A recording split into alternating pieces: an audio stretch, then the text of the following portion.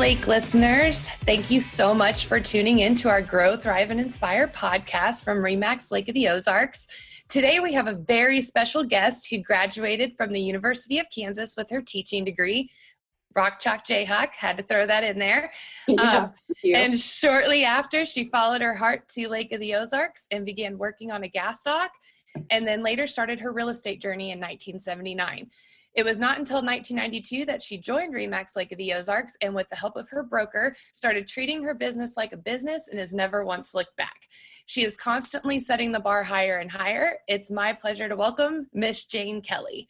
Jane, can you believe that you're on this podcast? How exciting. I, never thought that I would figure out the technology first, but thank goodness they've made it easy. Just, push a button here and you're ready to go. So it's so awesome that we are able to do it, especially like this with COVID-19 going on. So it's really exciting. Yeah, it really is. I agree. And we've done a lot with our office meetings have been Zoom, and just recently did a FaceTime video with clients wanting to buy a condo, and hey, it's the new wave. So right. It is. I'm glad to hear that it's going well for you. Yeah, it really is. So Jane, fast forwarding to today, you now hold accomplishments for being in the Hall of Fame. You're also a Lifetime Achievement Award recipient, among winning other prestigious awards. You are an outstanding team leader for one of our top producing teams in our region, and your team was the first in our Mid-States region to receive the Luminary of Distinction Award, which is an award for having the highest level of production for over 20 years. Being such an accomplished and inspiring leader, I wanted to start off with you telling us your why for starting your real estate career. Well, I don't know that we really investigated our why. We had a situation on the team where we had a little bit of toxicity, and so we worked really hard with a coach, and that was one of the things that our coach impressed upon us was to, number one, to come up with a mission statement. And the whole theory behind the mission statement is that we would understand why we're in the business. And I don't think you can be in this business. It's a service industry. And I don't think you can be in this business without being, without your center being helping other people. If you look at it as, I'm doing this for me, then I think that's going to come off very quickly with your clientele, and they're not going to feel like you have their best interests at heart. So when we sat down to create our mission statement, we really delved into what our why is and why we do what we do. We know what we do, we know how we do it, but why do we do it? And primary to that was so that we could to help our clients realize their dreams, improve their quality of life, knowing what their aspirations are, helping them find the opportunities to help them not only create those happy memories, but also to build wealth. So that was our pledge to our clients, that we would be their advocates. And we have our mission statement. Everyone has a copy of it in each office. And it's just kind of something to review constantly. My goal was always to be number one in the hearts and minds of anyone considering real estate at the Lake of the Ozarks. So that was how it all came about. Yeah. When you were on your gas dock, did you kind of always know you were going to go into real estate, or did you just happen to stumble upon someone? Or you said it early on that I followed my heart, and I did. So I pretty much, what do they say, hitched my wagon to Randy Kelly, my husband, and I could just tell that he had a ton of energy, and whatever he wanted to do, I was going to be his right-hand man. And what would happen is people would come into the marina and they would say, well, I don't want to buy a boat until I buy a place at the lake. So it was just a natural progression. The first 2 years in business, we kept referring all these people to, at that time, Lori Realty. Eddie Pugh was the broker there. I was like, golly, I could do this. That doesn't look that hard. So, Randy was very happy to let me go, which is hard to believe, right? But no, it was just a natural progression. And we worked the same hours. He was working weekends. I didn't mind working weekends. And for some people that can be somewhat of a challenge, especially if they've got young children. So absolutely. I love how you said that you focused on a team together and came up with that mission and created kind of your own culture around those values. And I think that, like you said, in this industry, that's something that we all kind of have to take a step back and think about, where you started, why you started, and get back into those roots, I think. Mm-hmm. And I think, when Randy and I came to the lake, it was still a little bit backwards. And we have certainly seen in the 40 some years a lot of progression and a lot of growth. But it's been our goal initially was just to try to provide Kansas City service to people at the Lake of the Ozarks. And we felt like that was lacking when we would go buy gas at somebody's gas dock. It was like we had put them out to give them business. And it was like, can we just not thank people for their business and encourage them to come back and greet them with a smile on your face? How tough is that? So that was really early on. That's really neat. I love hearing the history of how we all kind of get to where we are now. So thank you for sharing that with me. Tell me kind of some of the challenges that you had to overcome, thinking early on, even when you were starting your team and meeting with clients and things like that. The team sort of grew on its own. I really didn't sit down and say, I want to have a team. That was not what I wanted. I just wanted to take care of my clients, do a good job, but everybody has the same amount of hours in the day. And what I found is that I wasn't able to take care of everybody. So I was very fortunate to have hired a personal assistant, is what we called them at the time, that really knew how to take the bull by the horns, and she didn't wait around for me to find the answers for her. She would go out and seek it on her own. So she was definitely very much a self-starter. And she said to me one day, I could make a living out of your trash can, and you're not getting back to these people, and you're showing these people, 5 houses, and then you never call them back. And, there was a lot of follow-up that was falling through the cracks. So she got her license, and then by golly, she took absolutely excellent care of people. We had the same theory on how to conduct business. Take care of the client first. They always come first.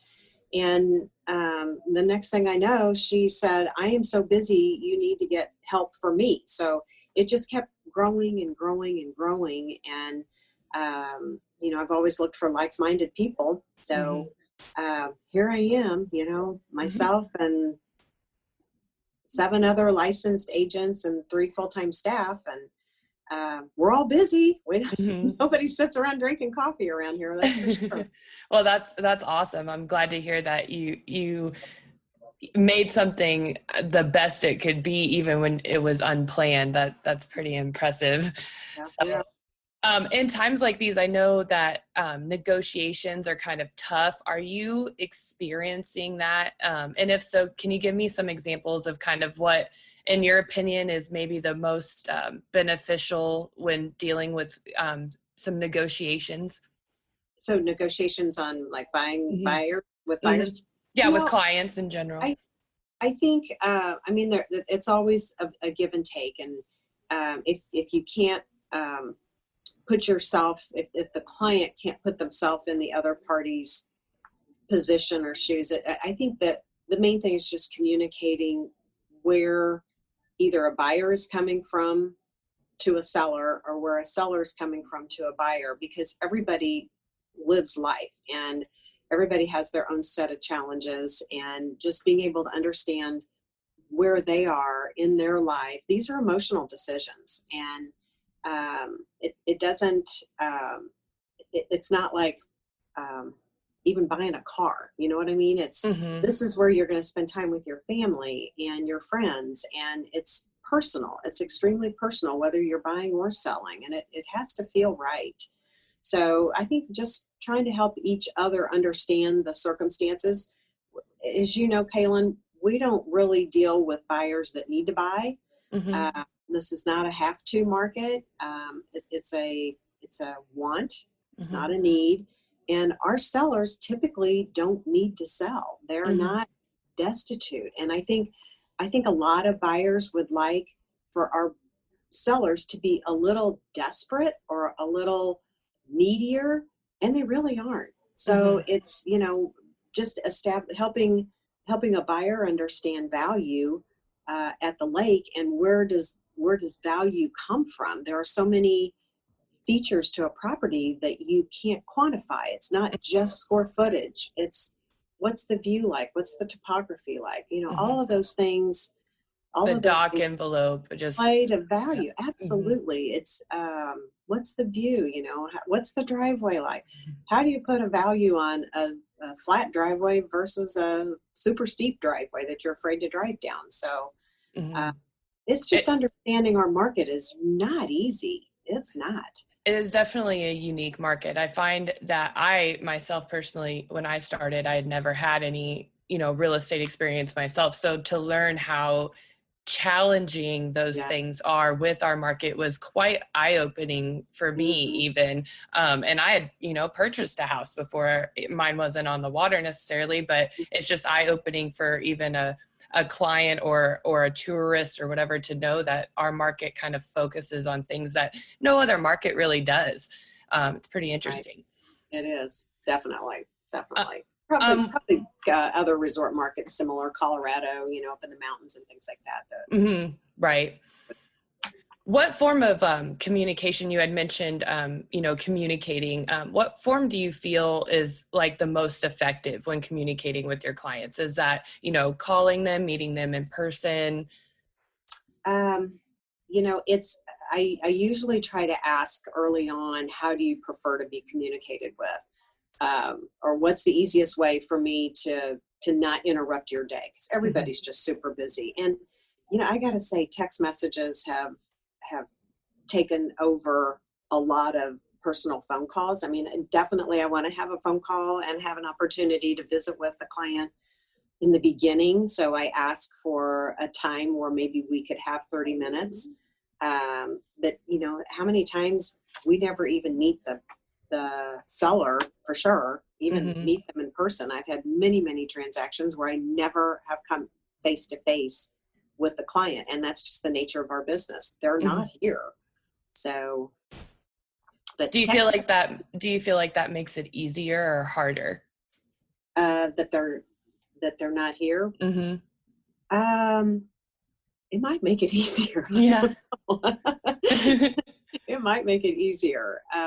I've never had the experience of working in a metro market where, the buyers and the sellers are right there local. So it might make it easier. I might be able to get through more people in a day than I would if I were running around having to go meet them at their house or meet them at a coffee shop or something like that. So. I bet it for sure saves time. It also probably saves them time too. So that's good. Yeah. You show such great strengths. We work with over 100 agents in our organization, and your name comes up all the time, especially in our training classes. And everybody always talks about your strengths with being able to work really well with sellers and gaining listing agreements. Kind of what advice would you give potential sellers in respect to kind of listing their property right now? I think I certainly would not be afraid that what's going on with COVID should be any reason for them not to list their property. Our inventories are painfully low.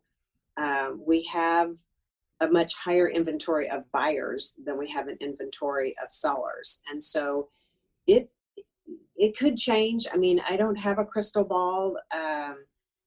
I'm about ready to quit listening to the news. It's so doomsday, and it's just not been our experience. This has not hurt us like you would expect. And, most buyers just want to find a nice house at the lake or a nice condo and, hit at least seven to eight things on their wish list.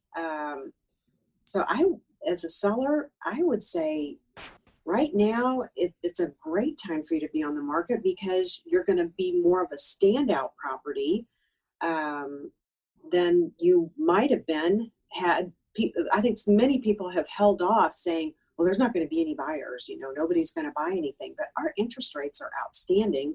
Mm-hmm.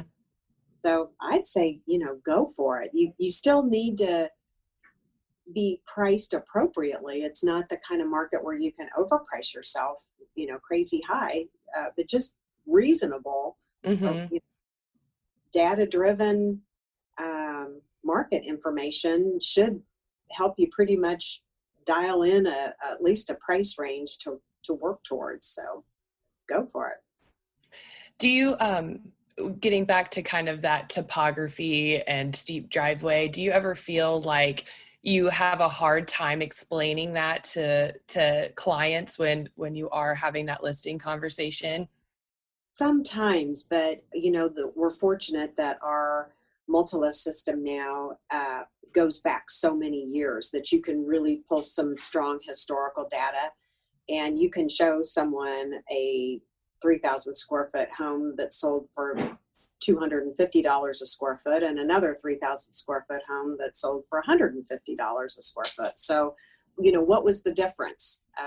Assuming age was roughly similar, condition roughly similar. So, but if you have to, and I've done this many, many times, go back and just pull comps on lot sales and show them, here's what a flat lot sold for, and here's what a steep lot sold for. So, you'll see that $100,000 difference or $150,000 difference.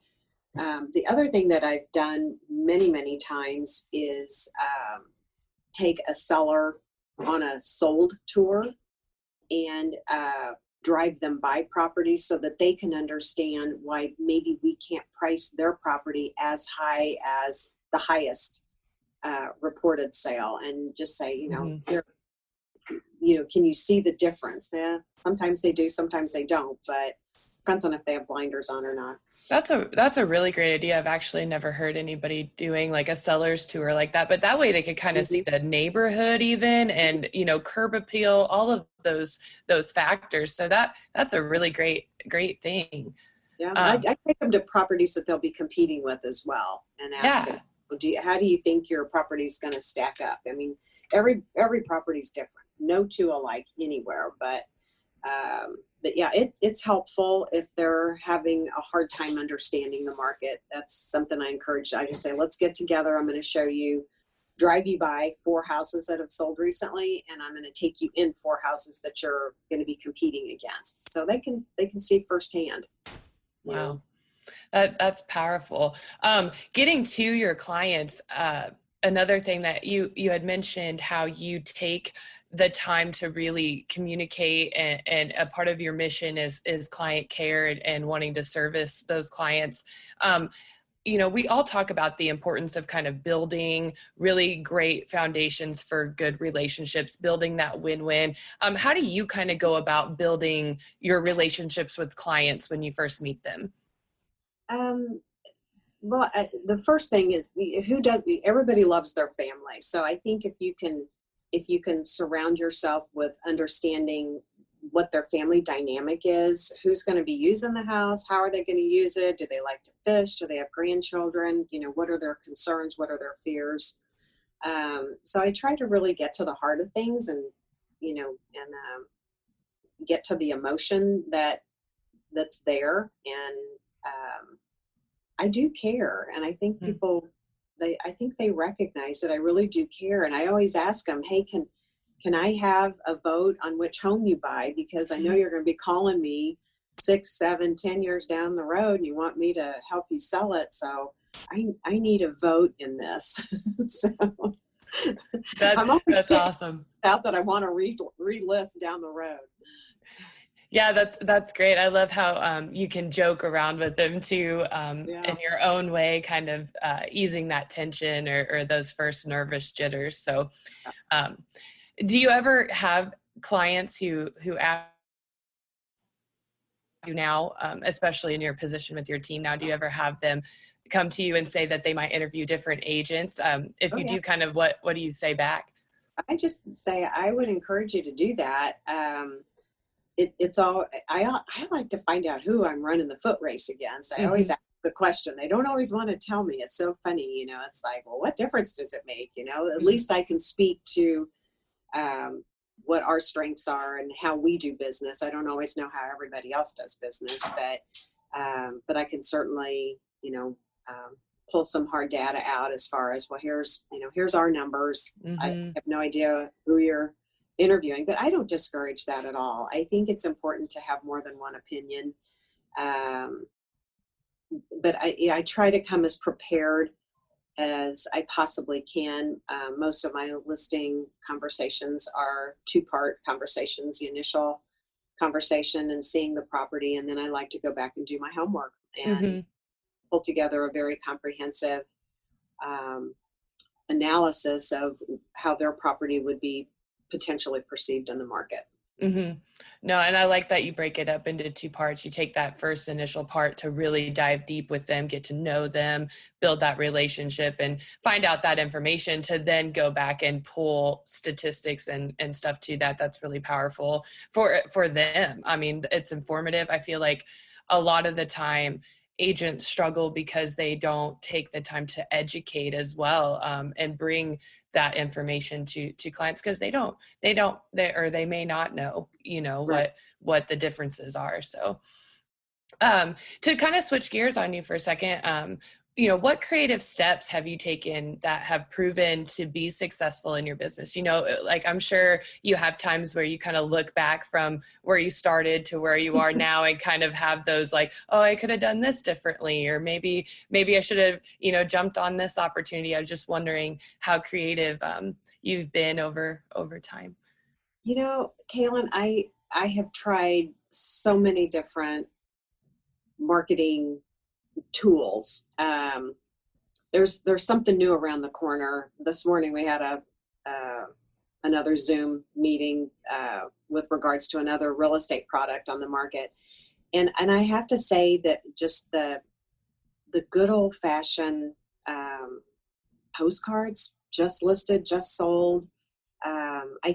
I think you do need to layer your marketing and your branding. Hmm. Um, for years and years we had billboards up. I haven't had a billboard up in probably 10 years, and I still get people that say, "Oh, I see your billboard." I'm thinking, okay. I don't even know where it is now. Okay. So, what works and what doesn't work, it seems to me that it's just the same old, staying in touch with your past clients. And, we do a lot of internet blanketing of our database. We've got a super, super large database. I don't even know, 30,000 people, something like that. Um, we do a lot of co-marketing with my husband's marina, and Hmm. not a lot, but a little. At least they know, we don't have the identical databases, so Hmm. we try to market to their database as well. But it's pretty basic. Just staying in touch with your people and acknowledging people on the anniversary when they bought a home and how are you doing. That is a good time to make a phone call at least once a year, checking in with people. Hmm. Uh, but I don't know that it's terribly creative. It's just consistent and something that we concentrate time and effort. We do every other year. We do have a client appreciation party, so we try to thank them for their business, and um, we've gotten to where we have some pretty fun parties. I mean, we have people that are Hmm. like, "Are you going to have another party this year?" So Oh, that's so much fun. yeah, it is fun. We do a big giveaway. We have a travel giveaway that we do, and a lot of baskets, and the vendors that we do business with here, they'll put together gift baskets, and so we have music and food, and you know, it's been That's super fun. Yeah. Do you have one of your parties this year, or is it next year? You know, I think it might be this year, and I don't Yeah. know the way things are going. I don't know that we'll be doing Have it. to play it by ear. Yeah. I love how you said that you had kept it pretty basic, and I was attending this training this past week, and I had heard this saying over and over, but it always sticks with my head where agents, they hear, oh, let's get back to the basics, like go back to the basics. And I think that that's so funny because a lot of, top producers or even people with our Remax headquarters, they're like, why'd you ever leave the basics? And I think that Yeah. that's huge. Yep. Big shiny apple out there. You got to go take a bite of it. And then you Yeah. find out, this is an expensive business to be in. The marketing has gotten more and more expensive. I remember when the internet was dirt cheap, and it is not anymore. So it's definitely, you got to spend money to make money. And I don't mind doing that. That's awesome. So last question for you, a little fun question that we're doing kind of with every episode. With our mission, our company mission, Grow, Thrive, and Inspire, which one do you think you excel in the most? I would have to say thrive. Thrive? This is 40 some years in real estate. So I think, we've had some major challenges of being in this business and staying in this business. And I didn't lose an agent through the major recession that we worked our way through. It took 7-8 years to finally work our way through it. And there were some days where it was hard to even breathe. So I would have to pick out of the 3 thrive that, maybe I'm too hard-headed and too stubborn. I don't know, to give up. I don't know when I should give up. No, I love it. Out of the 3, which one do you think you could be better with or want to strive to be better with? Probably, I don't know, my team. What would my team say? We don't seem to have too much trouble with growth. So I would say maybe inspire. That would probably be my bigger challenge. I could very easily do a little bit better job of saying thank you and please, and you did a great job, and I'm so proud of you, and pat them on the back. I'm just kind of like, Well, I know your team loves you. They talk about you all the time. And I love that you include them. I mean, when you talk about your business, it is not an I business. It's a we. We are a team, and we will always be a team. And I think that that's something that's very inspiring. Our team culture is really good right now. We've had moments where it's not so good, but there isn't anybody here that I couldn't say, hey, I really need your help with this. And they know I've got their back. So I'm behind them 100%. So that's awesome. Well, Grow, Thrive, Inspire listeners, we could not be more thankful to Jane for bringing her experience and knowledge here and sharing it with us. Jane, you are an inspiration. I am so thrilled to have this opportunity with you. And listeners, I am telling you, you want to keep tuning in every Wednesday for more episodes like this and more. Be sure to like our page and subscribe to catch the latest updates. Be sure to also check out our Remax Lake of the Ozarks Facebook page for any open houses coming up. We're posting those on Thursdays for the upcoming weekend. We sure do love our area, and we know you will too. And remember to always grow, thrive, and inspire.